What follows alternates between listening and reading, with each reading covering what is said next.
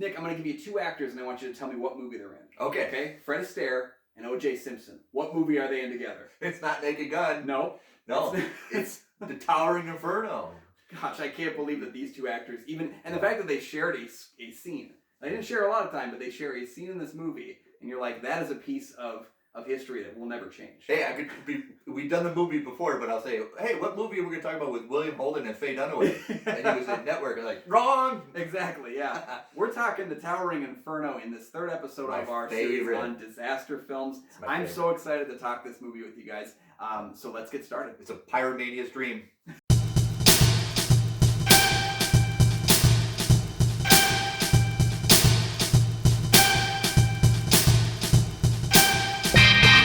Welcome back to Kyle and Nick on Film. I'm one of your hosts, Kyle Goethe. I'm Nick from the St. Paul Filmcast, and this has 2 of my favorite actors, Steve McQueen and Paul Newman, in a disaster movie, and Faye Dunaway. You can't do any better. So what's interesting about The Towering Inferno is it's kind of a movie of 2s, in that it's based on 2 different books. Right. We're both I think it's called The Towering. The Tower, and I think The Glass Inferno. Yeah, so Towering Inferno. The 2 books are based on it, and those 2 books are both written at relatively the same time, based on the construction of the World Trade Center. You also have 2 directors. Irwin Allen took care of the action scenes. John Gillerman took care of the non-action scenes. You've got 2 studios, 20th Century Fox and Warner Brothers. That's the first time that 2 studios, major studios, have come together to make a movie. Really good, yeah. And then you also have 2 actors in the lead, Steve McQueen and Paul Newman, that both wanted top billing. So they did it like this, because that way if you read it top to bottom, one actor would be focused, and if you read it left to right, the other would be focused. Those 2 guys had such a, I guess I'll say it, an ego. Both required the same number of lines in the movie too. Yeah, and I think Paul Newman wanted to the chief, but then Steve snuck it under him. McQueen was originally placed in as the architect, and then he said he'd rather do the fire chief if you can find me someone worthwhile to share scenes with. Yeah. And then they ended up kind of having when they weren't filming, apparently they were pretty good friends, but while filming they were kind of hot on each other about making sure they each had as many lines as each other, which is tough because Paul Newman is in the movie for 45 minutes longer because he's, the focus is him at the beginning, so he uses most of his lines early in the movie. Yes. And of course, I think Steve McQueen liked being the chief because he gets to tell it to Paul Newman in the movie. Yeah, he gets to be the one. Hey, next time you build this, talk to me first. Right? Yeah. So if you don't know the movie, it's I believe they call it the Glass. What was it? The Glass Inferno. Glass. Yeah. The Glass Tower is the name of the building, and Paul Newman's character, Doug, is basically the architect who's gotten in charge of it. I love trying to make it the safest. Oh, it's a gorgeous office. It's got a bedroom in it. Yeah.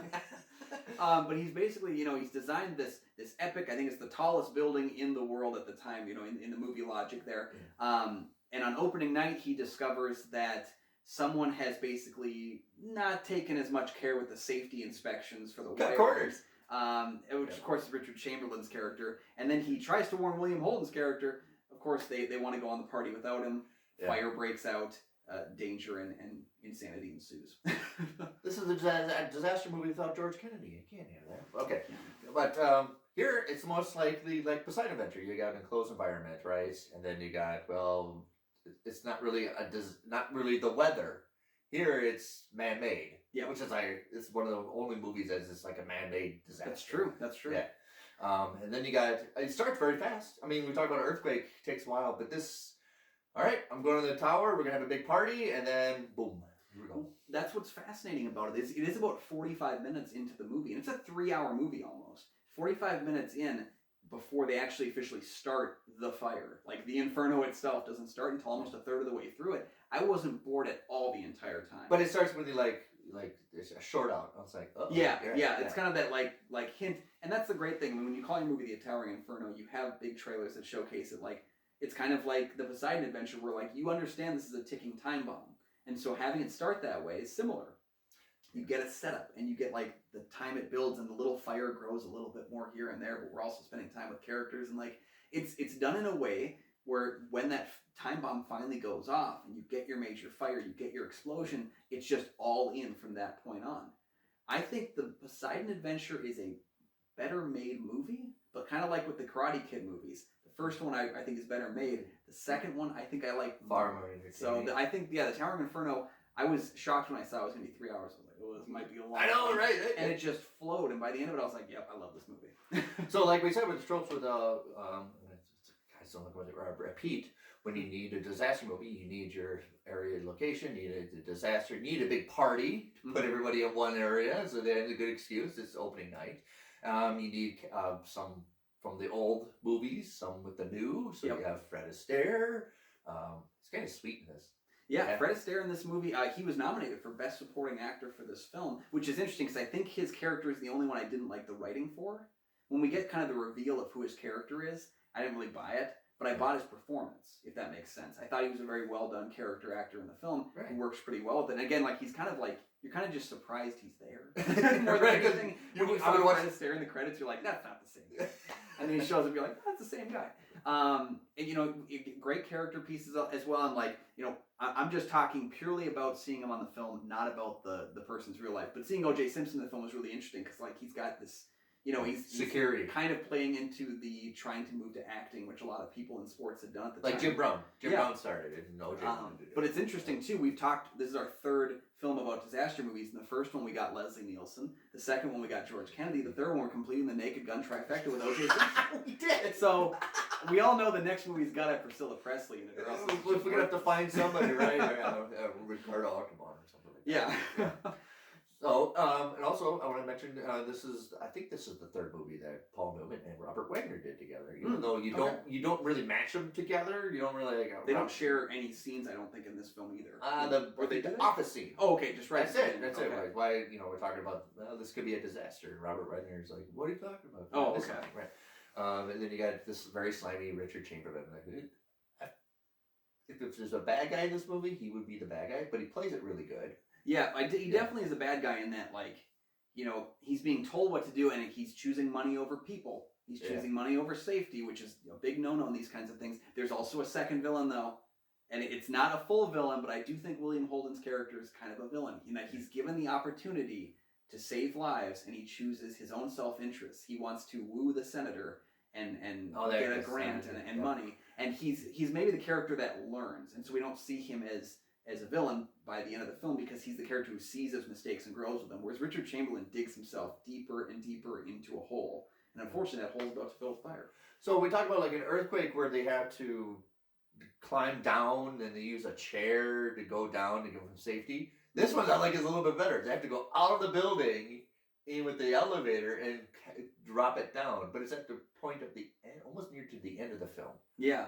Where an earthquake is almost like in the middle of it. Well, there's a number of great sequences throughout this film, and we talked about its kind of relationship to Earthquake and the shake and bake double feature, you know, and I think it almost feels like, you know, certain set pieces even kind of have like a similarity to them. Right. It takes the spectacle of the Poseidon Adventure, but also the converging storylines of an Earthquake, and I think with better writing, better character development than that film, because like Poseidon, again, we're following one group. With this film, we're following multiple groups spread across the entire tower. Some have to go down, some have to go up, some have to get in the planes. Or like some, you know, they all have to move around and do their own kind of thing. And you get like someone like a Steve McQueen, he's almost like a superhero, like just jumping to different points of the tower, trying to like put out these tiny fires. He always keeps his tie on, right? Yeah, he can do all everything. He keeps his tie on, right? Yeah, and he does like the coaching, right? Yeah, you're doing all right, team. Keep it up. I know you're gonna get mad at it, but keep going. And so, but. We always talk about, like, you know, when you build a set of the dangers. This is authentic. They put authentic fire on set, and they put actors in that situation.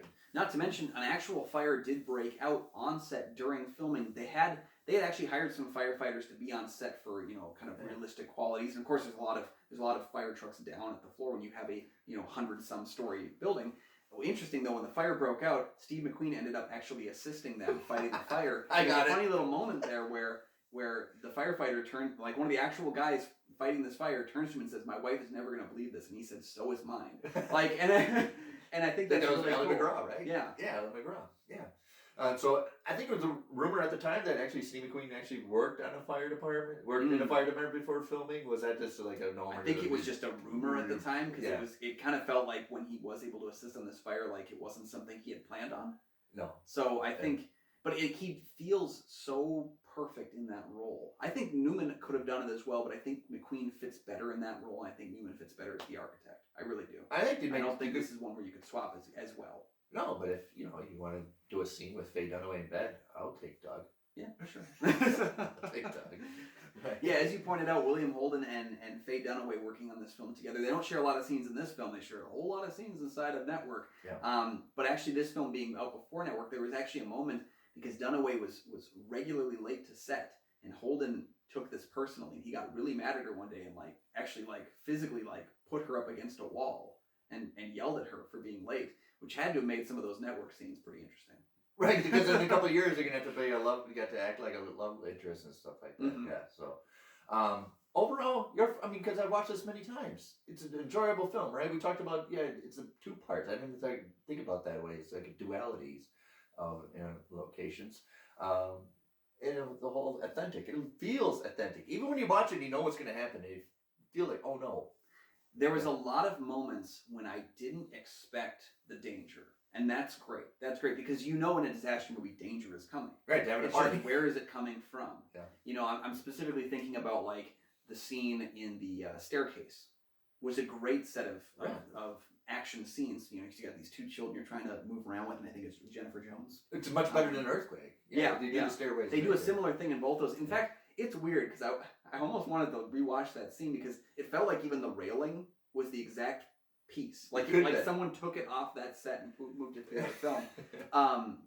And then also the scene with the many elevator scenes. Many of them caught me off guard with how the danger was going to show up for the characters. And that was what really kind of kept me moving through this movie. I was never bored throughout the entire thing. And that's really tough to say when it's a 2-hour and 45-minute movie that essentially does a lot of what you expect it to do.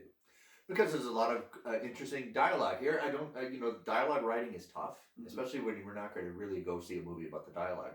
But it's a lot of heavy exposition, but it flows very well. We talk about Network, a lot of dialogue is exposition. But here, there's a lot of exposition. Well, why is this? This is cheap copper white, Yep. So you have a lot of exposition, and it seems natural. It's hard to do. Yep. And part of that comes with screenwriter Sterling Siliphant, who we talked about last week with Poseidon Adventure. Yeah. Also, I really like Village of the Damned, which he wrote as well. So, very, it seems like they took everything that they learned from Poseidon Adventure and they ratcheted it up while also, for the most part, I think, maintaining a lot of their quality. Yeah. I go back to saying I think Poseidon is overall a better made movie by just a slight approximation. I think it's just a slight better pacing.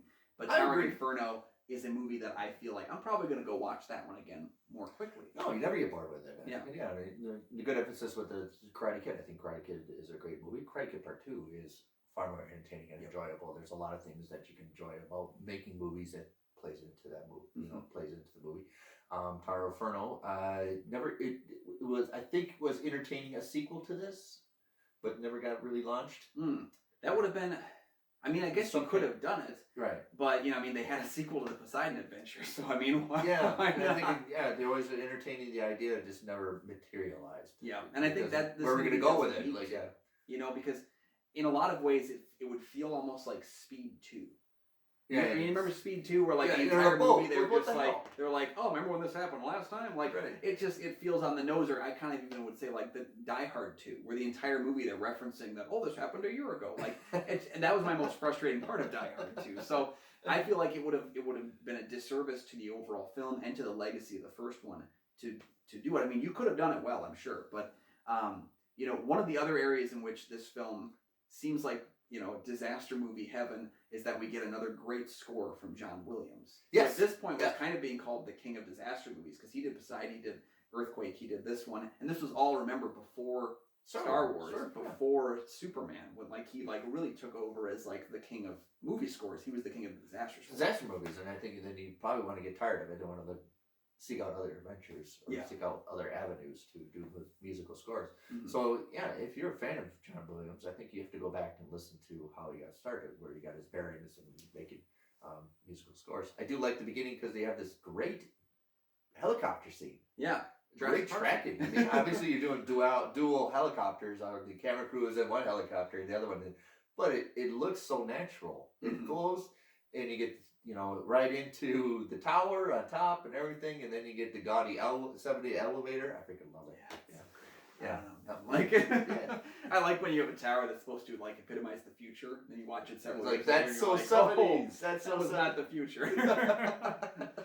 But yeah, I really, I will say it. I loved this movie, and I love Poseidon as well. But I love this movie, and I couldn't wait to watch it again. My favorite. Part of it might be that, like, you know, I've got a familiar relationship to the idea of firefighting. My dad was a firefighter for many years during my youth.